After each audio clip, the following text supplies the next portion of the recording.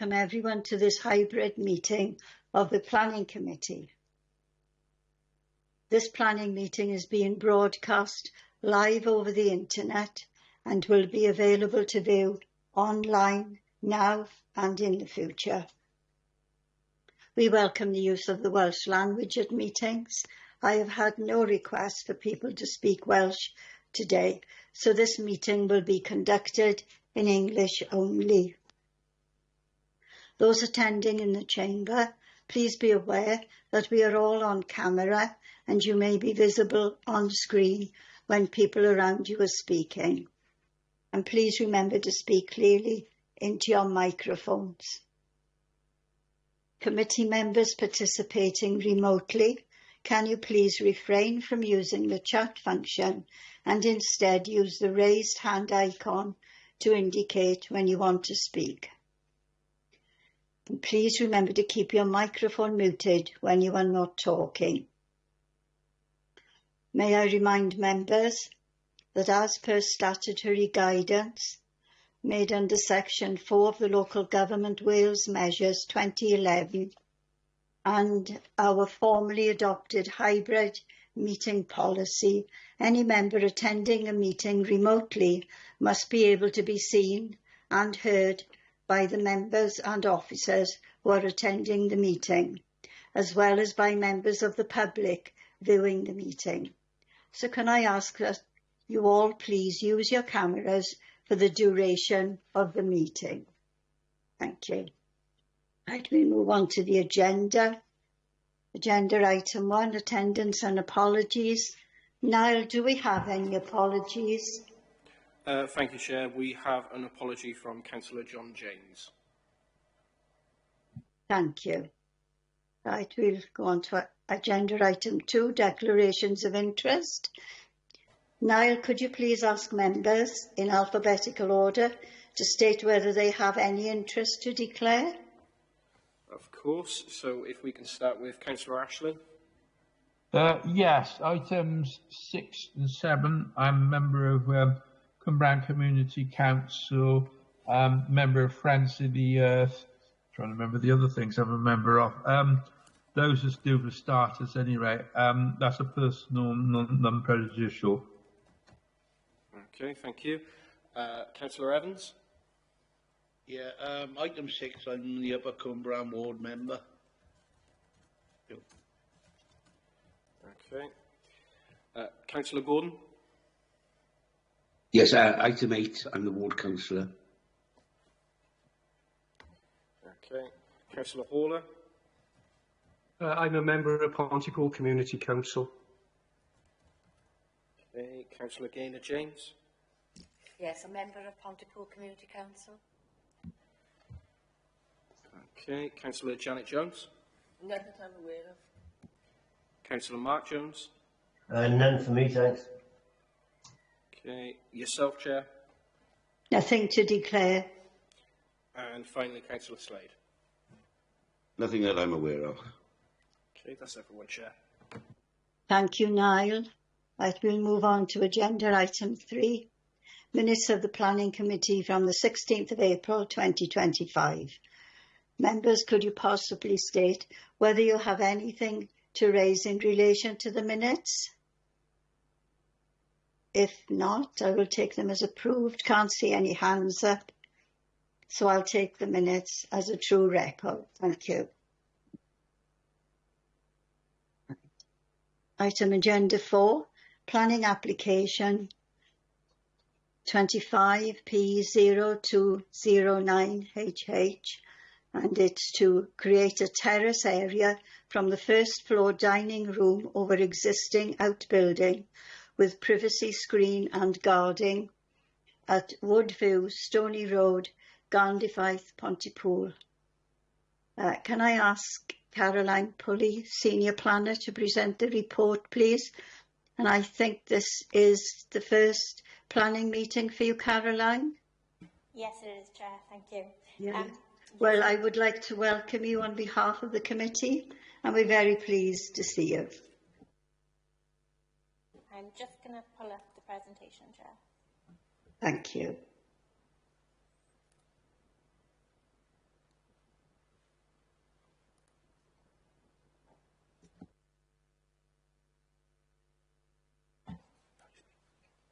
So you can see the application site is located on the eastern side of Stoney Road. It's a detached property, and the proposal is to create a terraced area above an outbuilding located in the northeastern corner of the property.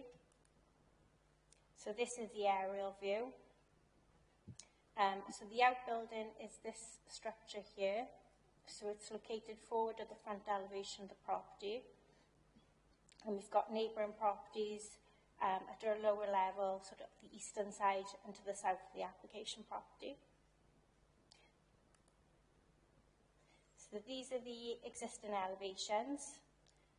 So this is the outbuilding that the application is relating to. This is the footprint of the outbuilding, showing the flat roof deck coming from the first floor dining room. So the proposed development is to utilise the roof of the outbuilding as an outside amenity area, creating an access from the first floor dining room. We received one letter of objection to the application as a result of the first publicity exercise. The main concerns were relating to overlooking to neighbouring properties. Following a review of the application and review of the objections received, we received amended plans showing an increase in the height of the privacy screen posed on the southeastern elevation, which is sort of the side boundary of the terraced area, to protect the privacy of neighbouring properties. So this is the privacy screen. So it comprises a cedar-cladded area with a privacy screen above, which would be to a level 3 privacy, so you wouldn't be able to actually see through the glass. And then the remaining balustrades would be 1.1 metres high. So these are the photographs of the site. So the first photograph is taken from Stoney Road. So you can see it's quite screened from Stoney Road. So visually, with the glazed balustrades, would be visually acceptable. The picture down below is showing the outbuilding within the context of the property. This photo is from Montana, the neighbouring property to the southeast. And that's an annex to the side of the property, and the existing property is on this side of the photograph. These photos then are taken from the rear amenity area of Montana, so you can see the outbuilding in the photograph here. At the moment, it's partially screened by some vegetation, but the difficulty with that is we can't control the vegetation, which is why we asked for a privacy screen to be installed. So this is the view to the rear of the outbuilding, which overlooks undeveloped land, mainly overlooks, and you can see the annex of Montana. And this photograph is taken from the side, which you can see the rear of Montana here, and then the rear boundary of Woodland View. And that's looking from the outbuilding over to the undeveloped land to the north again.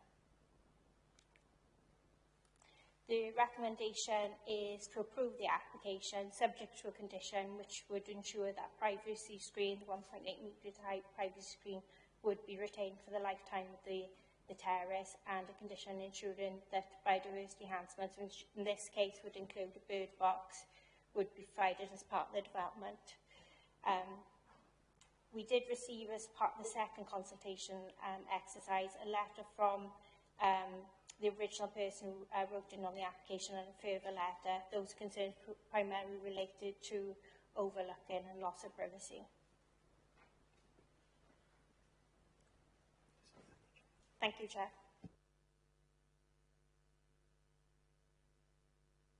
Thank you, Caroline. Right. I can see one hand up for a question. Councillor Ashley. Sorry to be first in on this. I did read this application with interest. It obviously is some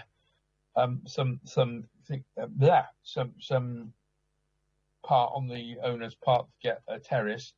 It says in there about a privet tree. Well, a privet isn't a tree; it's a shrub, which is what we're looking at here.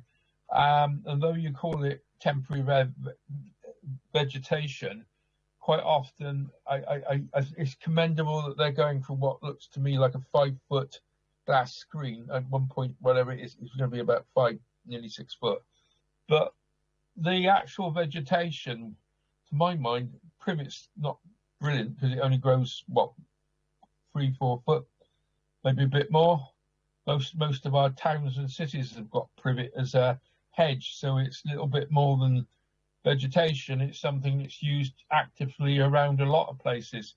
You know, lots and lots of cities and towns as actual boundary rather than hedge, rather than fences or brick walls, which we've got here. So I'm wondering what your view is about that privet. Stuart, I think there's going to be a screen put up. No, I read that, but I also, a living boundary is also, I know the screen's going up there, but availing the privacy problems that people have, the screen and the privet, but it's in the report, I read it, that's why I'm asking a question. Chair, do you want me to answer that? Yes, please. Thanks, Councillor Ashley, for the question. I mean, it may not be a privet. I think the privet hedge came from one of the objectors when they mentioned it, and we just followed through that through on the application. I think the important part of this, as you've read in the report, is that bit of landscape. It isn't within the applicant's control. It's on land outside, and it could be removed at any time. Hence the reason why it's important to have that privacy screen at that height on one side of the outbuilding. So even if it is removed, then there is substantial privacy screen into the neighbouring properties, which overcomes our concerns. Thank you, Chair. Thank you very much. That was a bit unclear, and I'm sorry to be belaboured about it, but that makes a lot of sense now. Sorry, Chair. Sorry. It's okay. No, that makes it clear that why you've got the physical screen and not because the obvious thing would have been to put plants around. No, I'll go with that. Right, thank you. I can't see anyone's hand up. Niall, is there anyone in the chamber wishing to ask a question? No, Chair. Thank you. Right. Well, nobody's got their hands up, so we'll go into a vote. Niall, could you please ask members in alphabetical order to state whether they are for, against? We've got a proposal. Oh, sorry. Yeah. Is there a proposal, members? Yes, Chair, I propose that we accept the application with the conditions laid down. I'll second that. Thank you. It's been seconded. So, right. Niall, I'm back to you. Niall, could you please ask members in alphabetical order to state whether they are for, against or abstaining? Yeah, of course, Chair. So starting with Councillor Ashley. For. Councillor Evans. For. Councillor Gordon. For. Councillor Haller. For. Councillor James. For. Councillor Janet Jones. For. Councillor Mark Jones. For. Yourself, Chair. For. And Councillor Slade. For. That's unanimous, Chair. Yes, thank you. So this application has been approved. Thank you. Right, we go on to the next one, agenda item 5, which is planning application 25/P/0253 NMA, and it's for non-material amendment application to planning application 24P0518HH for alterations to external fenestration for a 2-storey side extension at Springvale, Danagrai, Crossacaliog, Cwmbran. Can I ask Caroline Pulley, Senior Planner, to present the report, please? Thank you, Chair. This is an application to make changes to a two-storey extension which was approved in 2024. It's an application to make a non-material amendment changes to the permitted scheme. This is the site location plan. So it's a two-storey detached property, Springvale in Dannegreg. Two-storey extension was permitted on the northern roadside elevation. This is the aerial view. So the screen in front of you lays out what the approved elevations were permitted and what is proposed. So the changes are quite minor. It involves moving the first floor window in the northern gable elevation slightly over to the right by 600 millimetres, and then making slight changes to the window and door arrangements of the ground floor elevations. So you can see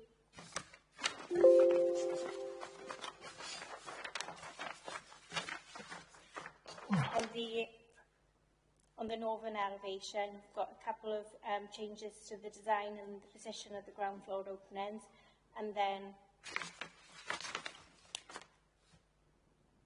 on the rear sort of elevation, then you've got a window, which is this window here, being changed to a doorway. The application is to approve the non-material amendment to the permitted development. These are the photographs of the property, so you can see the extension will be located on the roadside elevation.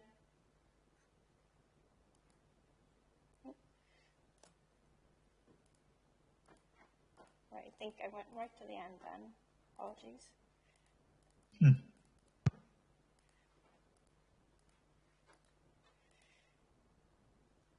So this is the photograph showing where the extension will be going here. Like I said, the changes are very minor, which just means slight adjustments in position and the design and location of the openings on the extension. So no changes are being made to the footprint of the extension or its overall design.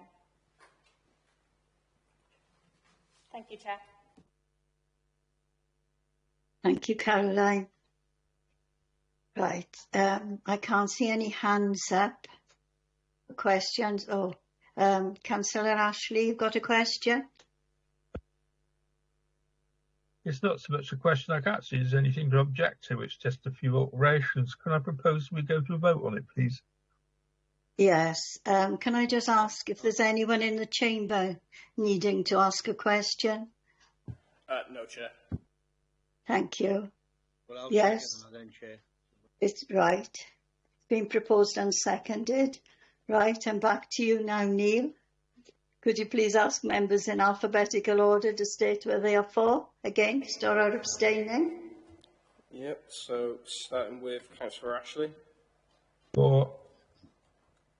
Councillor Evans. For. Councillor Gordon. For. Councillor Hawler. For. Councillor James. For. Councillor Janet Jones. For. Councillor Mark Jones. For.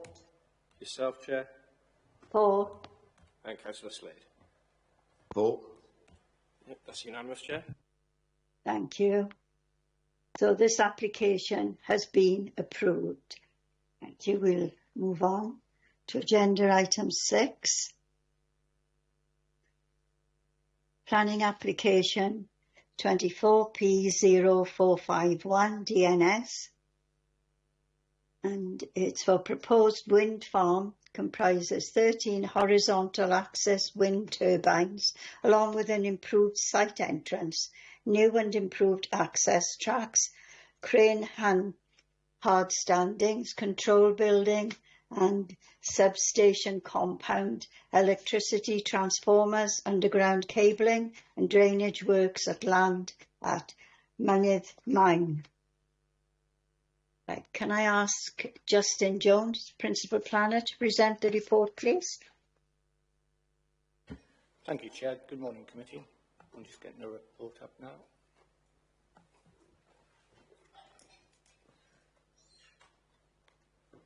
So what have we got there?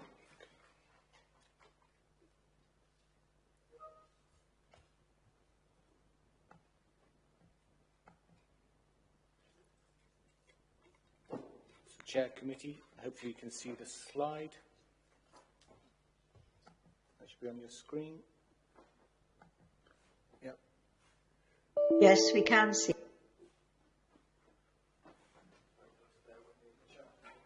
That's okay.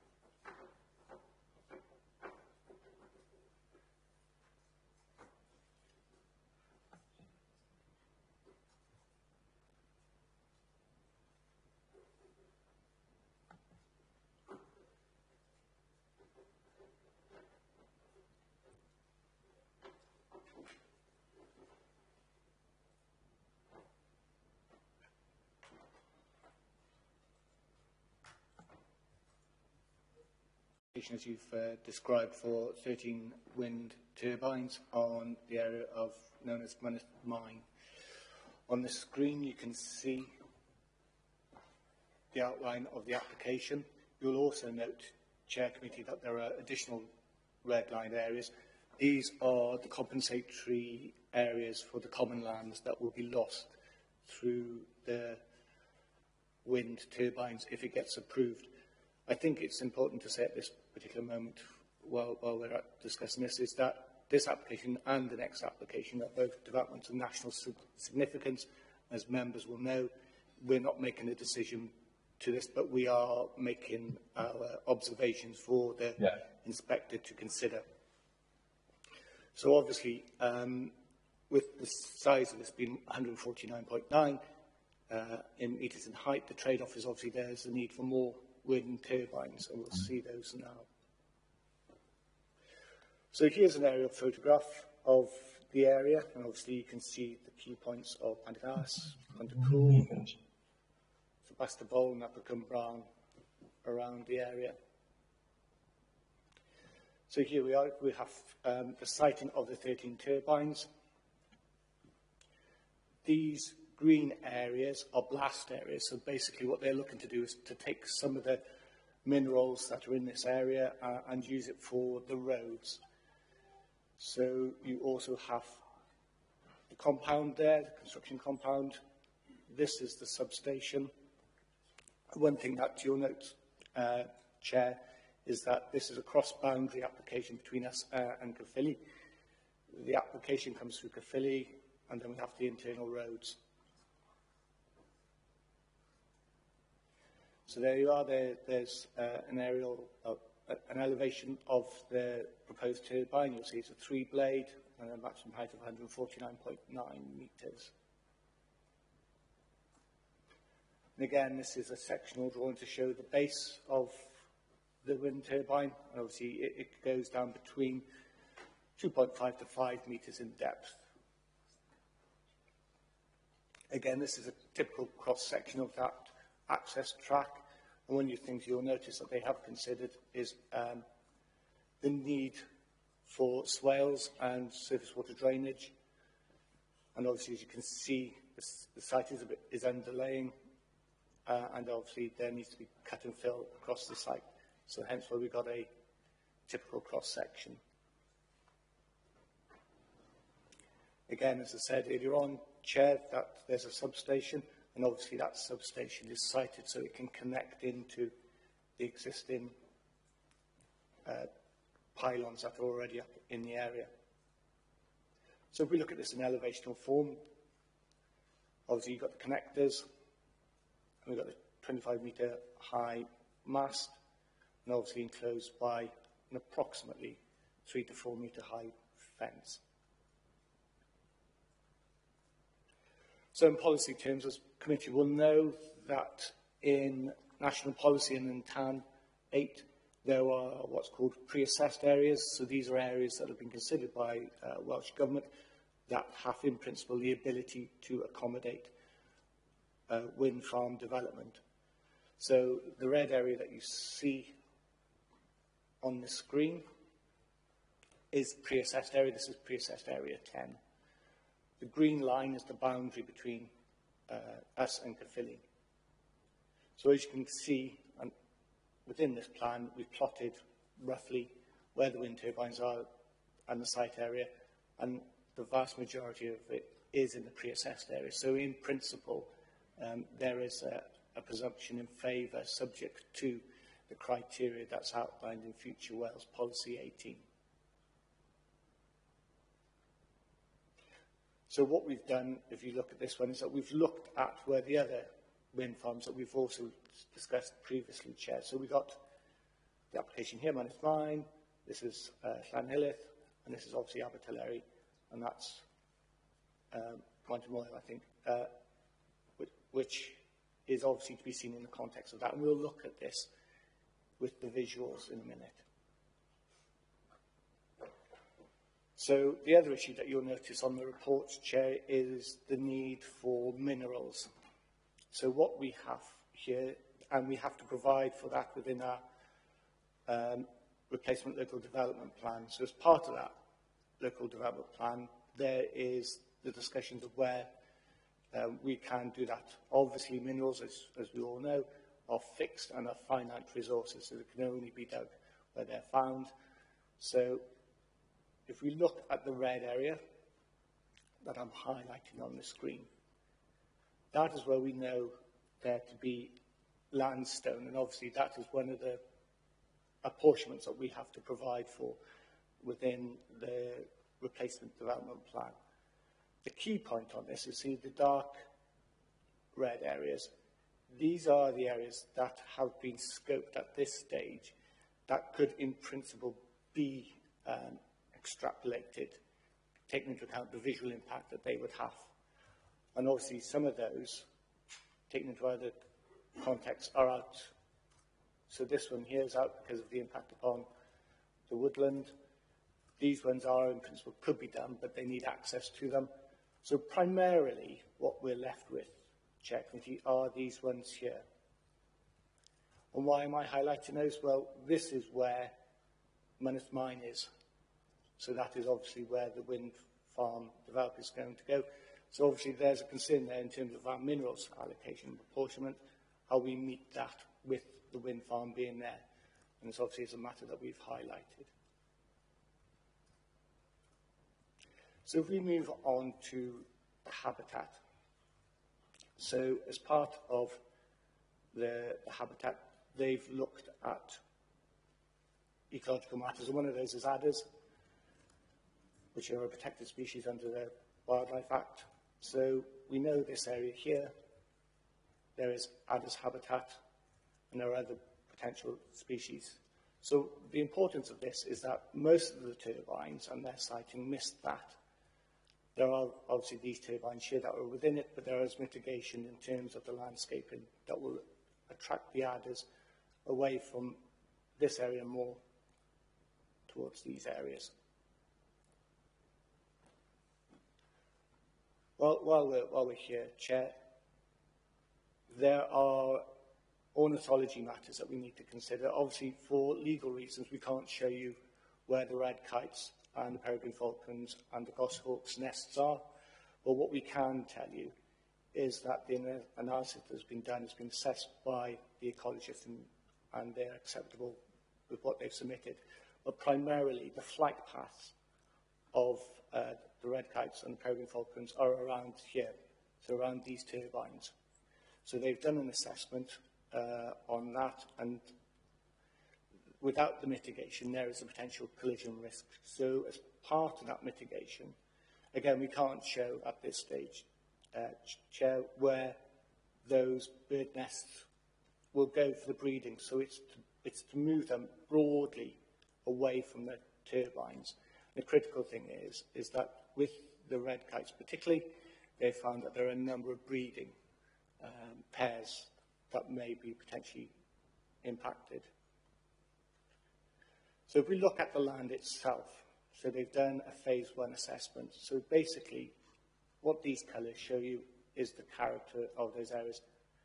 Broadly speaking, these areas are grass areas, and it's very acidic grass in this area, so it has very low value in terms of what it produces. So we look at the bats. This pie chart shows you the type of bats that have been found in the area, so there's mainly pipistrelles, and where they are located. And again, underneath you can see where the turbines are likely to be, and this is the areas where they were assessed from. So this assessment was done under 360 nights. So it is, again, a broad and encompassing assessment. So we look at this visually now. So you will notice in the report, Chair Committee, that there are a number of areas that we have some concerns with. And Pantygask is one taken from the play area, which is by Bush Terrace, I believe, from my memory. So this is the view that they'll see from there, looking across. We've also got to consider, Chair, that behind them as well is also Llanhilleth, and obviously the cumulative impact of those two wind farm developments is a concern for us visually, and it's a matter for others to look at, but we've raised that as a concern, in that along Pantygask there are two major wind farm developments in close proximity, and that could consider detrimental to their visual amenities. And again, you can clearly see the wind farm from what is above the existing ridgeline of Prickosh Lane. So this is looking at it from Cwmbran. So this is taken from the train station. And again, I think you can just about make out the wind farm on there. So that's the existing, very strong ridgeline. And obviously that is then the wind farm. Again, you can see it across the whole of that ridge.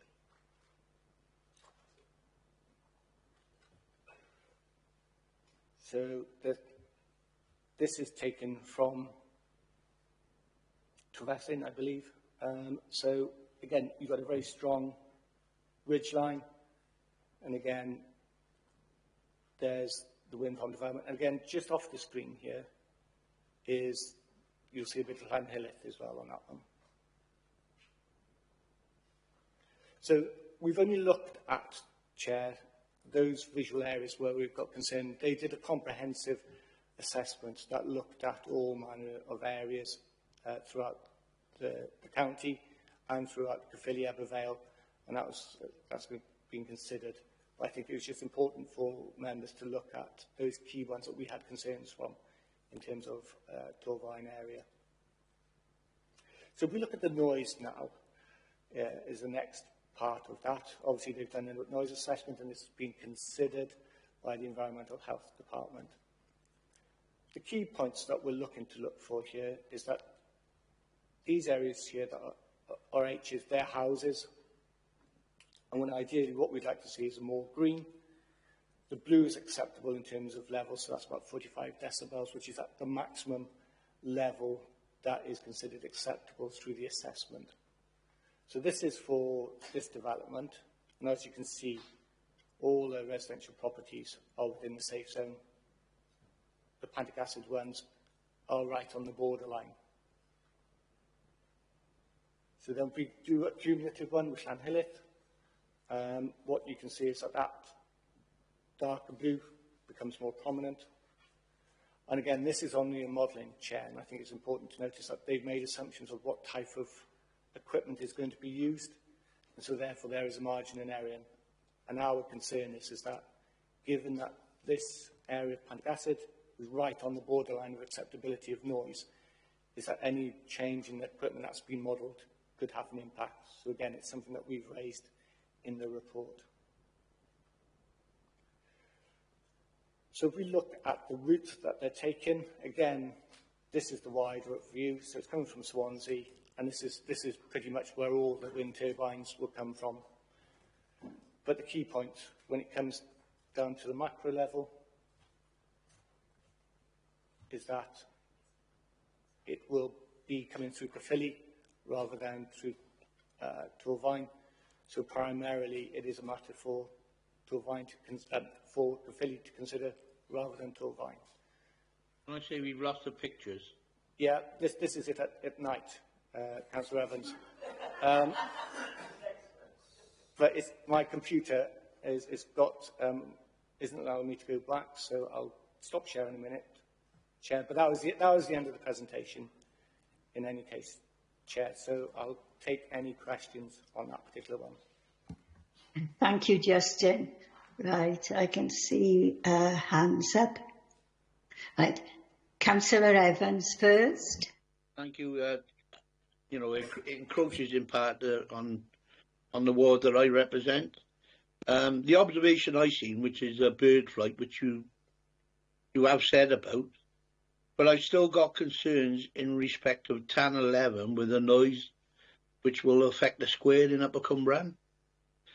Has there any studies been done to make sure the noise is absolutely, you know, at the right level, particularly, you know, particularly if people are living quite near the proximity of it? Because it's all right saying all these things, but I mean, noise is a thing it's difficult to control. So, you know, how are we going to be able to manage it if it's not successful and the noise exceeds what it should be? Can you answer that, please, Justin? Yeah, thank you, Chair. Thank you, Councillor Evans, for the question. It is a good question. So at this moment, because none of the wind farms are there, it's done on a theoretical model. And that theoretical model is based on a national recognised methodology, which is EU 97. So based upon that, that's what you work out the sightings of the wind farms and the inverters in relation to that. So at this stage, because it is modelling, it is considered acceptable. But as you'll notice, Chair, that as part of our local impact report, we have to give conditions, and one of those conditions, well, there's 3 of those conditions, relate to noise. And obviously that relates to the maximum levels those noise can be, which is based upon this modelling. What happens if we get complaints and what that process is. So basically, if we get a complaint, we think that complaint is justified, the developer then has to get an independent consultant that we have to approve to do an up-to-date reading and modelling of the wind farm in location. If that then comes back with that the noise is above that has been modelled, then they have to come back with the mitigation assessment of how they're going to deal with it. And as part of that mitigation, until it is done, you'll notice in the condition is that that particular turbine is to be switched off. So it's in their own interest to resolve it as quickly as they can. So as I said, in terms of the square, hopefully this will work now, Chair, came back. The square's there. So it is in the green area of acceptable noise. So based upon that, we're comfortable that, in theory, it should be fine. Thank you, Chair. Can I come back in, Chair, just briefly? Yes, of course. Yeah, the other concern I've got is that this design of where the turbines are gone, it's been changed a couple of times. So is this the final position they're going to be? Because there's been a couple of changes where they've moved ones from different locations to so far, you know. Finally, is this the end of them moving about and this is where they're going to stay? That's what I'm trying to read. Thank you, Steve. Thank you, Chair. I think the short answer to that, Councillor Evans, is no, it's probably not the end. In that, as part of the application, they are seeking to what's called micrositing, which means that they want to be able to move the turbines and the road 50 metres in any direction. So, again, you'll notice that there are conditions in relation to that.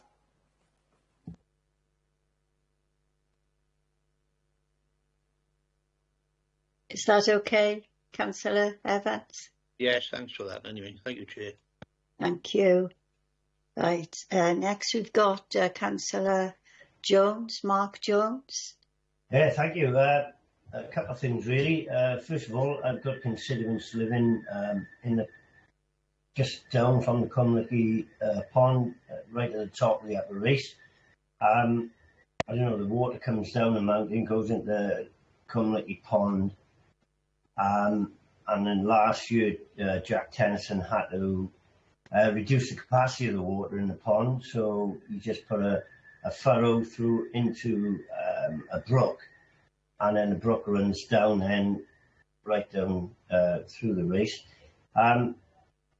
Last winter was the first sort of test, and the brook couldn't take it, and there was a lot of flooding in that area, so obviously they're concerned about now you're going to have these huge foundations and whatever have you. Do they know where the water is going to run off?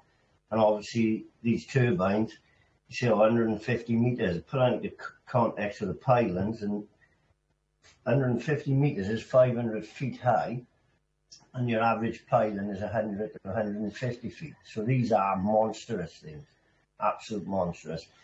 And in the planning application, it says you cannot build or you cannot have these wind turbines in places of outstanding natural beauty. And I don't know if anybody's been up across the Mynydd Main, and if you could tell me that is not a site for outstanding natural beauty, then I don't know what is, to be honest with you. So could I have a bit of clarification on both of those, please? Thank you, Mark. Yeah. Can you answer that, please? Yeah, thank you. Just on the first point, the visual assessment is that it's in pre-assessed area 10. So Welsh Government has said, in theory, this area is suitable for wind farms, subject to the criteria set out in Policy 18. In terms of area of outstanding natural beauty, that's a particular designation in law, which comes from a different act. This area isn't an area designated in law as an area of outstanding natural beauty. So that's why it's probably within the pre-assessed area 10. That isn't to say, and this is critical, I suppose, Chair, is that the visual context of that area being an undeveloped hillside with a very strong ridge and very unique features, which is where it's in a special landscape area in our designation, is a material consideration that has to be considered. As I said at the very beginning, Chair, the area is in a site that is allocated by Welsh Government for wind farm development. And on the water point, Chair, there has been a fundamental assessment that has been done on surface water and flooding of the site, but given the size of the area, it will require a SAB approval from the SAB authority, and it has come up with mitigations of how it can be done through swales and ponds. Because it's to be dealt with through a separate legislation that is as competent as ours, it is considered that we are able to move this forward in planning terms because there has been a comprehensive assessment to be done. But again, the further technical details will need to come through for that separate permission before they start doing the development. So, yep, they will be aware of the surface water runoff and, critically, how this development and all the hardscapes that is proposed will affect that surface water runoff. Thank you, Chair. Thank you. Okay, Mark? Yeah, well, not okay, but yeah, no, but you've had an answer. I've had the answers, yes. Okay, yes, thank you very much. Yeah, thank you. Right, we got Councillor Ashley, got a question? It's not so much a question as observations. Thank you for your report. It's very comprehensive. I'm confirming that as Mark alluded to, these turbines are nearly 500 foot tall. What I was interested in was the visual impact, which you do go into in your report. What interests me is we look at various aspects of this, but what we don't get is what so much as the aspect from Cwmbran Town, which nearly 50,000 people living in Cwmbran, and I'm intrigued by what impact that will have on the skyline, the visual impact in Cwmbran, because the pylons are seen from there, and I got two vantage points. Obviously, one you take the train station, you might as well take Yump on either of the bridges. It gives you a good view of that mountainside. The other place that you get an incredibly good view of the mountain is either the Grange Hospital or the road that comes over from Carleon. And I think these things are being incredibly visual from up there. That's one of the best views of the place. So the visual impact of these things, which is, as Mark alluded to, are considerably taller than the existing pylons, is looking at them. And we've also got other vantage points up the valley where we're going to, Llanhillock one's going to make a continuous chain. Now, looking at the officer's report on this, you do make that a very strong point about this. I'm not against wind turbines, but they are extremely big. They're the size of ones that would be in the offshore rather than shore. So a question the size of them for starters. The other aspect I raised is what Steve was looking at was the birds up there. We've got the kites and various aspects of raptors, but we don't mention buzzards. I believe there's a lot of buzzards up there as well, which don't get a mention. That's another question. I'll leave it there for the moment and see what your observations are, sir. Right. Thank you, Stuart. Can you comment on that, Justin, please? Yeah, thank you, Councillor Ashley. There's a lot in there to take, and I'll probably miss something, but I'll give it a go. No, sorry about that, but that's okay. I'm following it again today. I think in terms of the visual aspect, we've, as I said, there was a comprehensive assessment that's done that looked at a number of vantage points all over the boroughs, and out of the borough. So I've just picked on the ones that are the more key ones in terms of Torfaen, and obviously you saw the one that was by the train station. And obviously it is recognised that there will be a visual impact. There's no doubt about that. And as we've said, and as the report assessment says, is that it will change the skyline. And that is recognised within the report. But that said, it was also recognised when Welsh Government set up these pre-assessed areas that there was a recognition that they would change the skyline and that these areas, in principle, were acceptable for that skyline to change. In terms of the height, out of the three that we've looked at, Chair, this is the lowest height that we've looked at. The other ones have all been considerably taller. And that's the issue, isn't it, is that there has to be, if you have shorter turbines, there's an economic level where they work effectively, and I think this is at the lowest level where that could be done, from what I understand. But the trade-off for that then is that you need more of them to make them economically viable. As we looked at Abertillery, we had fewer of them, but they were taller, weren't they? They were 200 metres. So it is a trade-off between height and numbers, and that's what we got with that.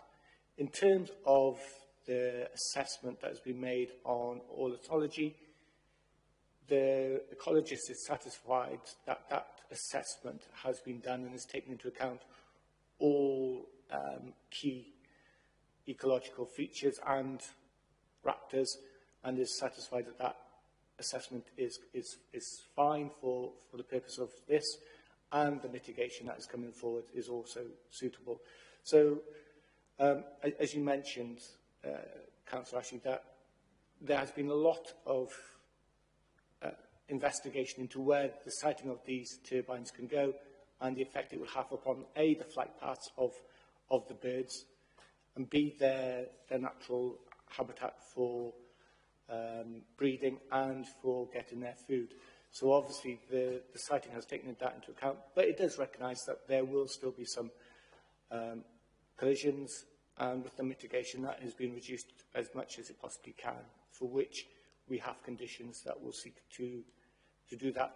And I think on part of that, as you'll notice with that conditions, is that with the micro siting of 50 metres either way, we have to be careful to make sure that those conclusions don't adversely affect the conclusions that have been made. Thank you, Chair. Can I ask the officers a question, because this is for noting, not and observing to the inspector.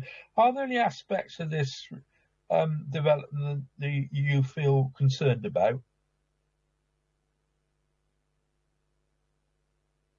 I think, Chair, the report has been explicit in where we raise our concerns. Thank you, Chair. I got that. Thank you very much indeed, Justin. Right, thank you. I got corporate diary. Niall, could you tell me if someone in the chamber wants to speak? Yes, Chair. Councillor Janet Jones. Thank you. Mine is not as lengthy as Councillor Ashley's. It's just an observation that it's 10 kilometres from Glenavon's UNESCO World Heritage Site, and I'm really concerned at any possible impact it would have on that. So please, can we make that noted? Yeah, happy to do that, Councillor. Again, as I say, is that there has been an assessment done, and as part of this process, as you all know, Chair Committee, is that CADU will also be consulted and their views will be expressed. Our Heritage Officer has looked at it and has raised no issues. And I think when we had the discussion with Llanhilleth, which is further up the valley, we were comfortable with that. And I think one of the things we've looked at is the cumulative effect of not only Llanhilleth, Mynydd Mine and Abertillery, but also developments that are in Ebervale and Caerphilly as well. And I think in relation to this, we have raised or we will be raising in the report, the need to look at this cumulatively effect visually. Thanks, Chair. Thanks, Justin. Thank you. Councillor Slade, you are next. Thank you, Chair. Just a couple of observations, really. These pre-assessed areas, I mean, it didn't take a genius to work out that they've just drawn a circle around the hills. And sort of any elevated area seems to be fair game for these wind farms. So that would be my first observation. The second one, I found it interesting, out of the myriad of, I think it's 47, maybe more, photographs, they all seem to be taken on a day when there are wispy white clouds in the background of the ridgeline. So, I mean, ideal if you want to hide something. So I think the visual impact on Cwmbran and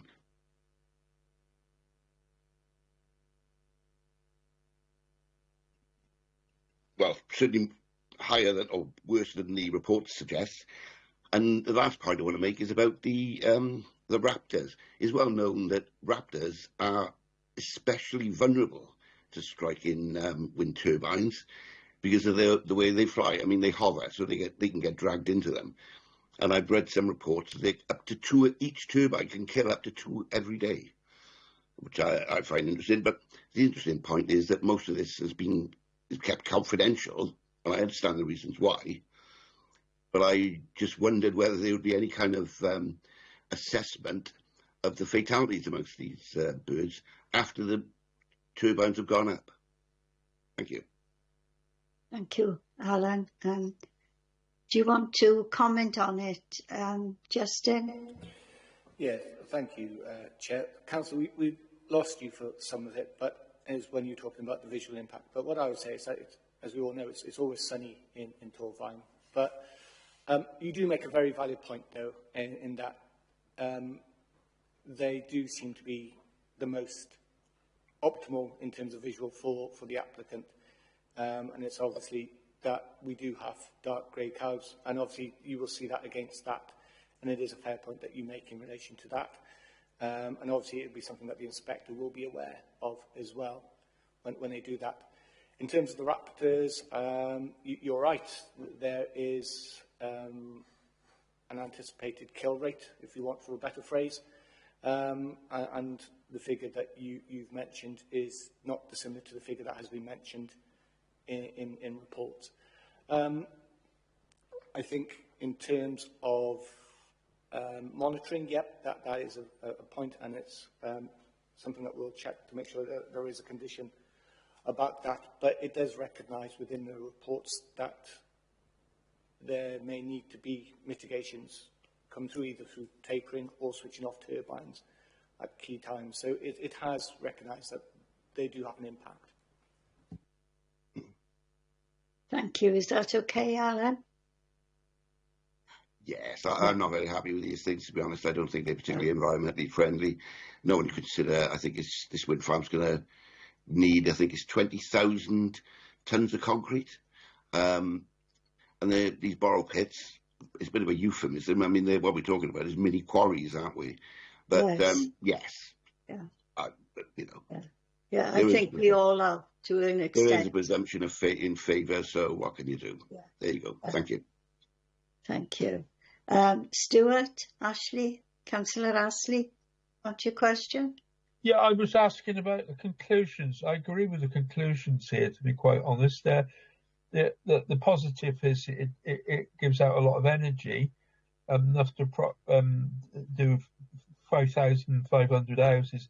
But then the other paragraph, which I'm interested in, is based on the available evidence considered and tested the impact of landscape and visual amenity of TCB BC area will be negative. Given the assessment proposed development of certain locations across the site, the impact of residential amenity is also negative, which is what I think members are alluding to in the comments they've made.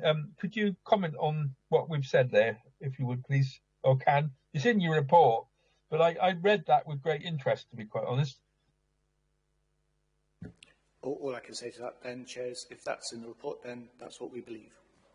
I think members, I as a member agree with what you put in your report, and quite happy to note the report and propose that we note the report on the basis of that. I don't know what the rest of the members say, but I certainly would be. Right, yes, I think we all are, Stuart. Thank you for that. Are there any other questions? Right, I can't see any hands up.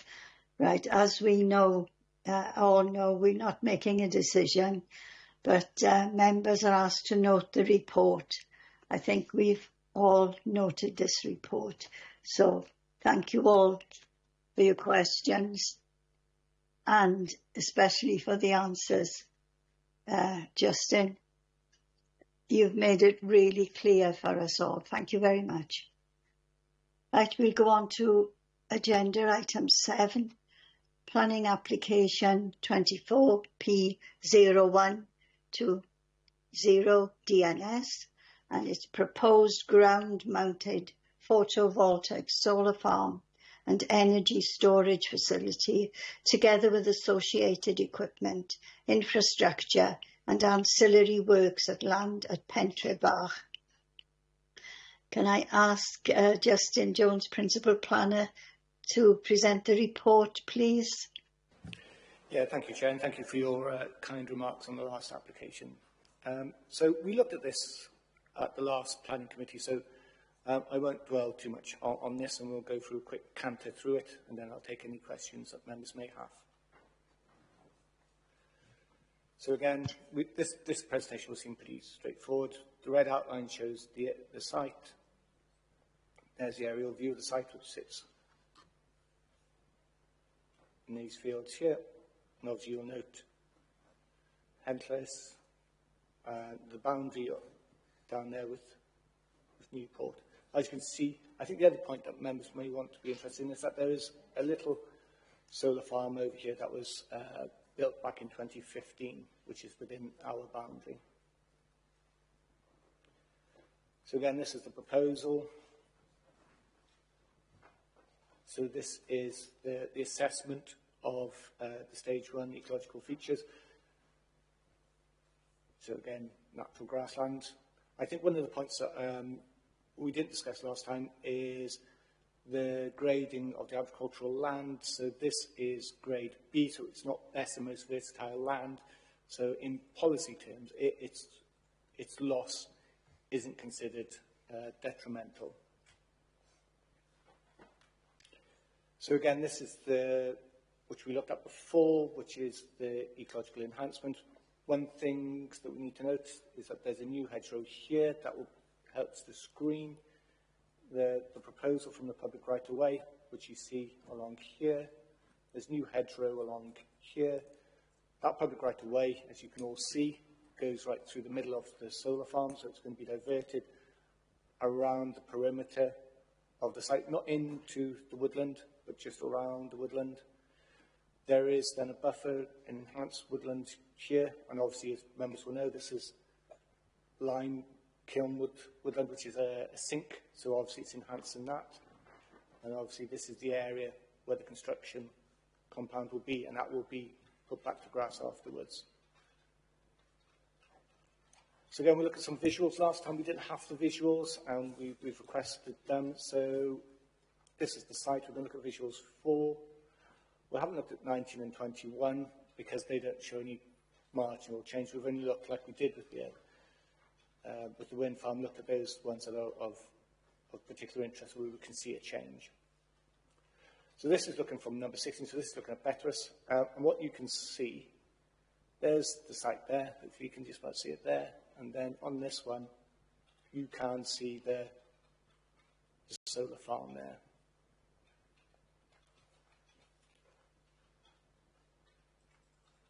So again, this is looking from point 4. So this is looking from west to east. So that's the field there. And obviously that's the solar farm that you can see there. So again, you are starting to see that there is a change, even with the mitigation, with the landscaping, that you will notice that there is something there in this area. And bear in mind, as we discussed last time, Chair, this is a special landscape area that is a landscape for its undulating hill form.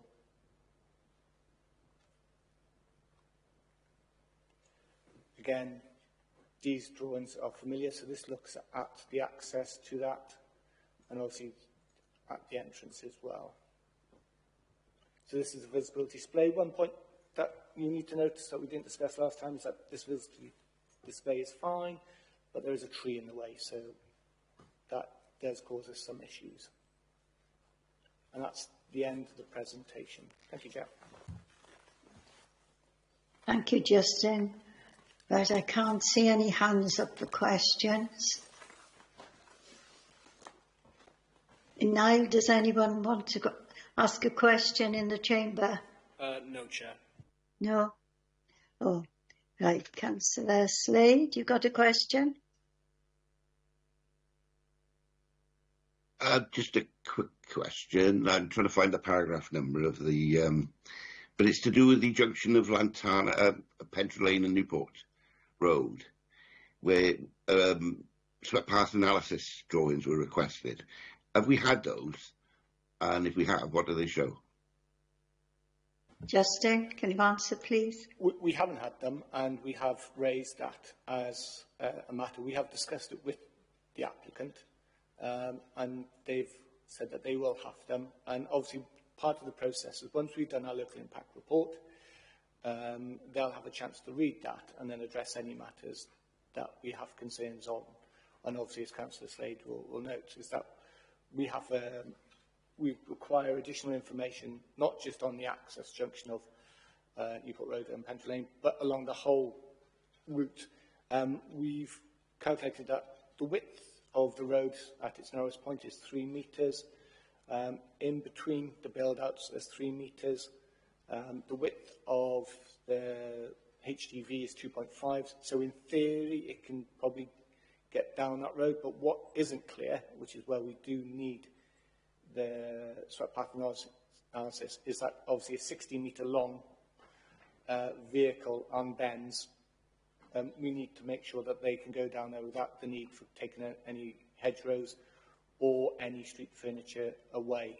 We think, but we'll wait and see for these drawings, that they should be able to arc in from Newport Road down to Pentre Lane, but we want to see that in the drawings. They believe they can do it, so once we've submitted now that we've submitted the local impact report, let's see what they come back with. But yeah, it is a point that we've raised.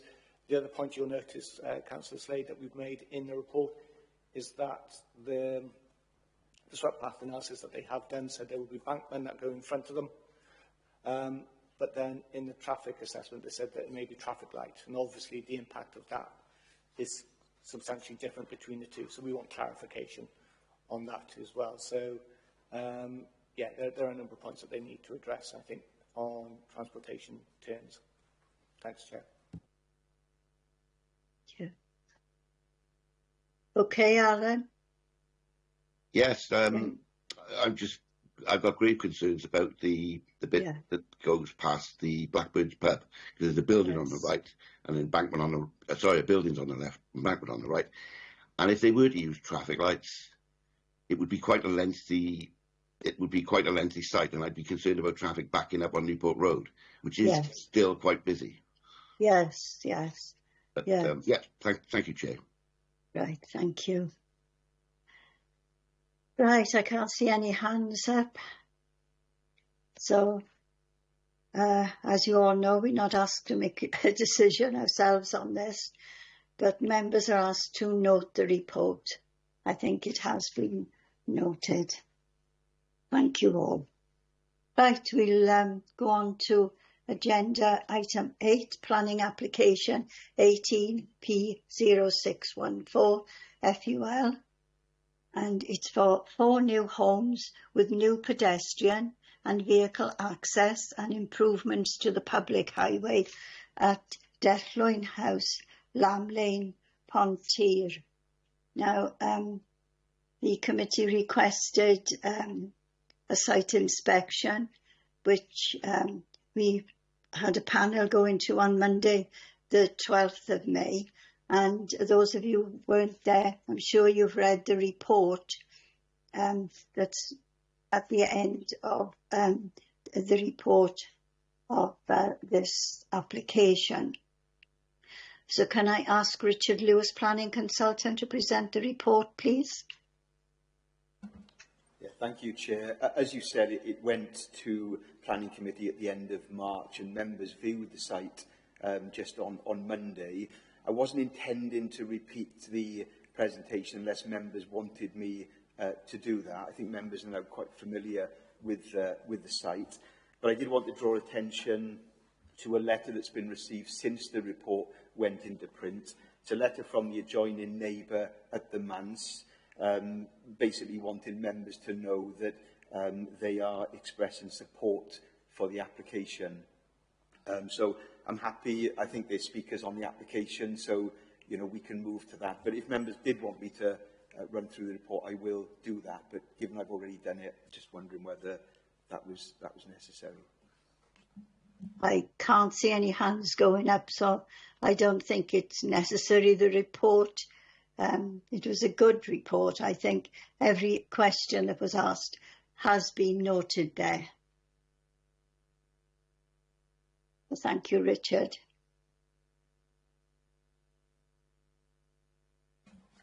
Just the speakers, Chair. Oh, right. You finished then. I thought you were going to go on more. No, sorry. That's fine. No, that's fine. Members, we have third-party speakers who wish to address the committee today, so I would like to invite the first speaker, Mr. Alan Tinsley, to address the committee. You will have 5 minutes to speak, and you will be timed, and you may start when you are ready, Mr. Tinsley.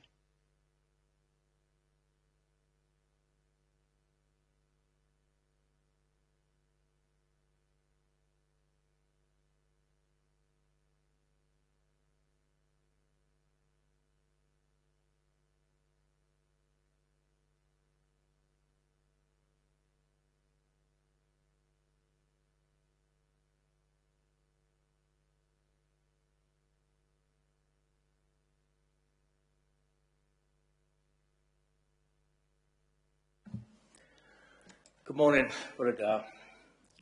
Thank you for giving me the time to address you. I live in Lamb Lane, Pontyr, and have done so now for 30 years. I believe that you recently held a site meeting, which the Chair has just mentioned, in the lane.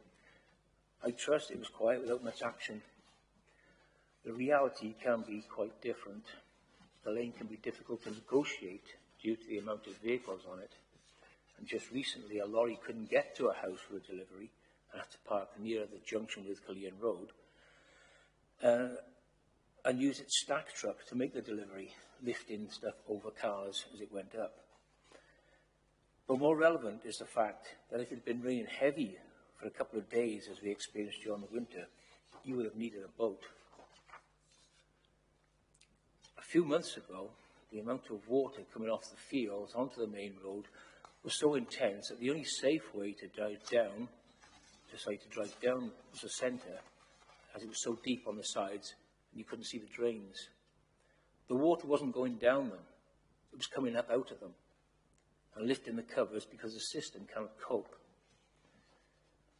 The problem we have is that the water table comes to the surface in and around Lamb Lane. I have, on numerous occasions, had 3 inches of water in my back garden.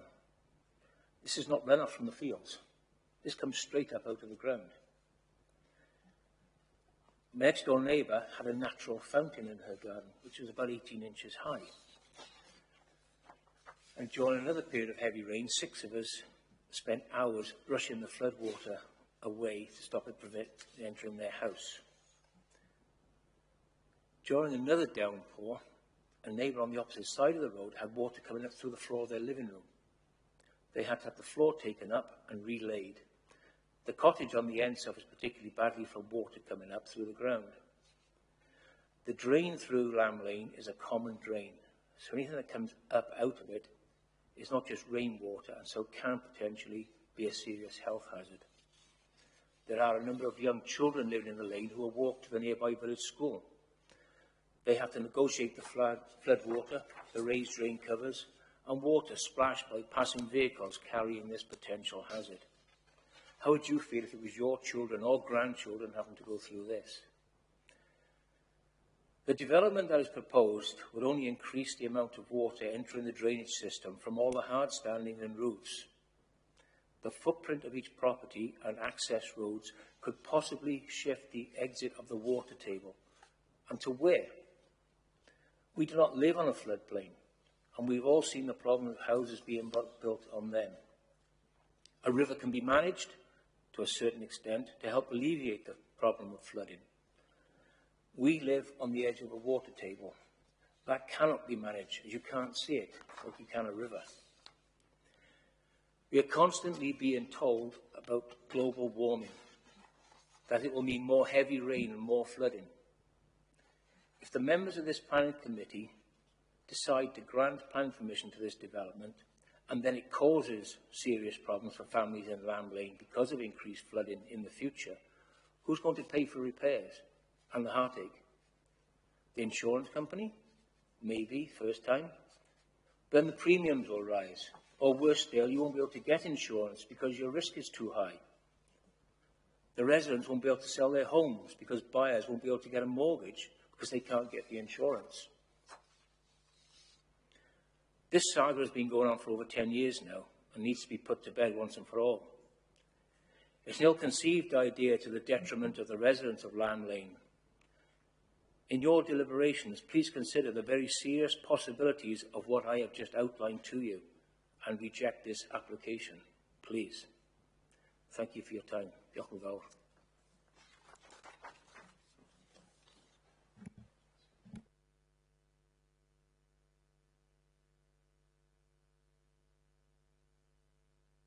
Thank you, Mr. Tinsley. Sorry about the... I couldn't get my mic to come back on then. Thank you, Mr. Tinsley. Right, I would like to invite the second speaker to address the committee, Mr. Tim Smale, and you will have 5 minutes to speak and you will be timed, and you may start when you are ready, Mr. Smale.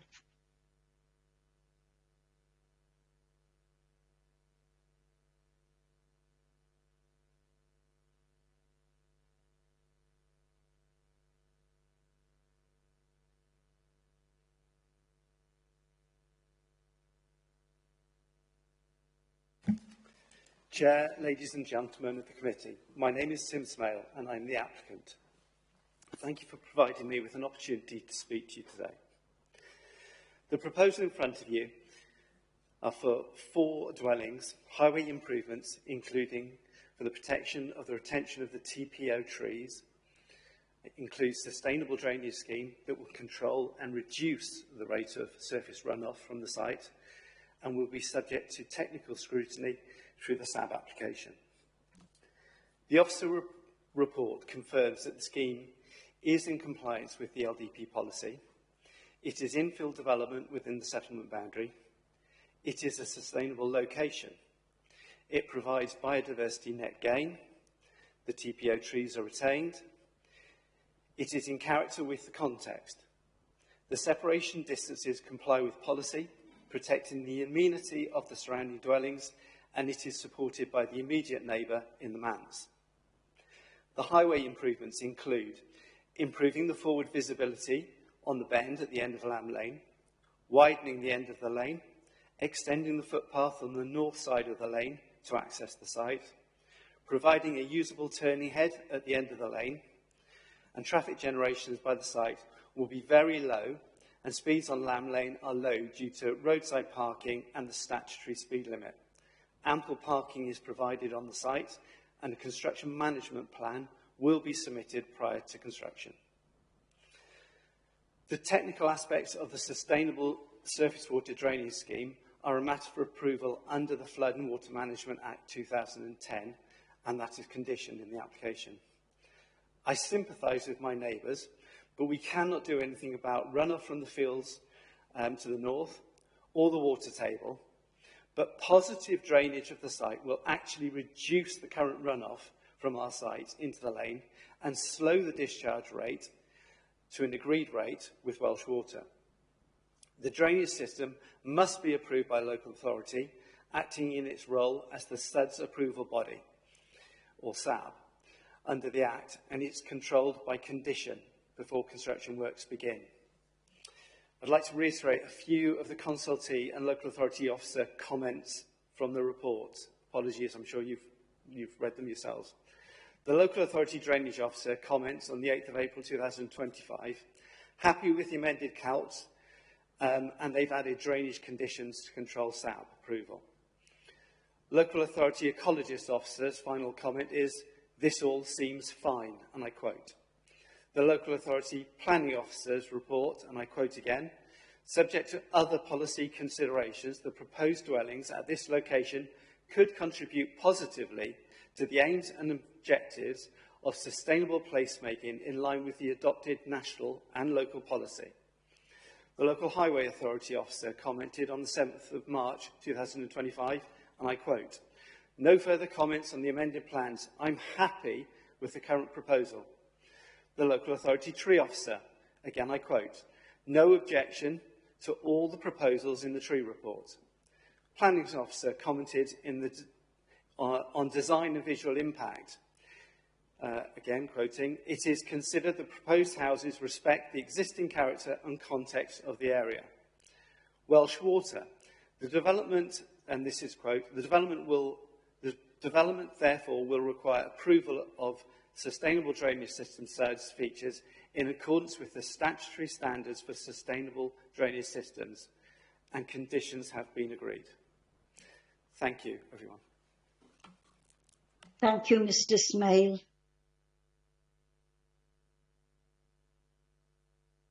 Right, I can't see any hands up for questions. Oh, Councillor Gordon, you got a question?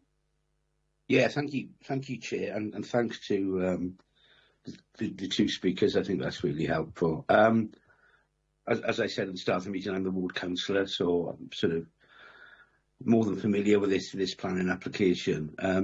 I just wanted to make a few observations. I think it was worthwhile doing a site visit. I know a number of councillors have been down to see the site before. I'm grateful for those who had been before coming again, and sort of the people who did go and see it, because I think to contextualise it, it was really useful. Lamb Lane is a really kind of sleepy, kind of dead end right at the end, and it sort of backs onto fields and stuff. I'm not going to rehash the points I made at the original planning committee meeting. I don't think there's any merit in that. I'm conscious of the applicants, quite right to point out the comments made by all the sort of contributors to the report, Welsh Water and Highways, etc. And if they're satisfied, and that's where we are. I'm seriously unconvinced, and I don't know as much as Welsh Water about drainage, but I'm seriously not convinced that it's going to improve anything. And I'd rather not be saying I told you so after a while. But if Welsh Water are happy, they're happy, and that's where we are. All I would sort of urge the applicant to do is, when the construction is taking place, to sort of be cognizant of the fact that there are traffic issues and there will be a severe disruption to neighbours, and so just to sort of bear that in mind, really. But we've all had a look at it, and I'm sort of, I propose we move to the vote, Chair. Right, thank you. I will ask Richard if he wants to comment on anything you've said. Thank you, Chair. I think, as Councillor Gordon said, there's an existing situation there which is not good. This application won't be able to sort out the existing problems. And I very much think, as Councillor Gordon mentioned, that we've got the local highway authority, the drainage authority and Welsh Water looking at this. We are no experts in water, but all of them are happy in principle with the development, subject to the conditions that we've recommended. So I've got no further comments to make, Chair. Right, thank you. Right, I can't see any hands up. Niall, is there anyone in the chamber wishing to ask a question? No, Chair. Right, thank you. Right. Councillor Gordon, did you say you wanted to go for a vote? Or if there are no further questions, I think, I'll move for the vote.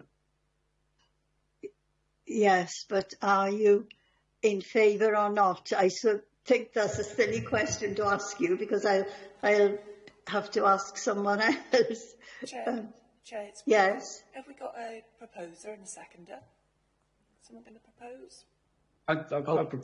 My intention was to propose moving to the vote. Yeah. I'll second her. For or against it, though, you're not saying that. Anyway, I'm not sure it's appropriate to say whether you for or against it when you're proposing to move to a vote. Are you? Okay. If I propose it, Chair, and Councillor Ashley seconded, that would probably ease up the ward member. I'm quite happy to do that. Well, I don't know whether that's the right thing to do. Polly, is that Chair, legal? Chair, is Councillor Evans proposing the recommendation? Is Councillor Ashley going to second it? Yes. Right. Yes, they are. We can move to the vote then. Right. Thank you. Niall, could you please ask members in alphabetical order to state whether they are for, against or are abstaining? Yeah, so starting with Councillor Ashley. Oh dear. I always have to start somewhere, doesn't it? Yes, with severe conditions. Okay. Councillor Evans. Yeah, and approve it with conditions, please. Councillor Gordon. Approve with conditions. Councillor Haller. Approve with conditions. Councillor James. Approve with conditions. Councillor Janet Jones. Approve with conditions. Councillor Mark Jones. Yeah, approve with the strictest conditions, please. Yourself, Chair. Yes, approve with the conditions. And Councillor Slade. Vote. Yep, unanimous, Chair. Thank you. This application has been approved. Right, that concludes the agenda for today. So Thank you everyone for your attendance and contributions. I'll now close the meeting.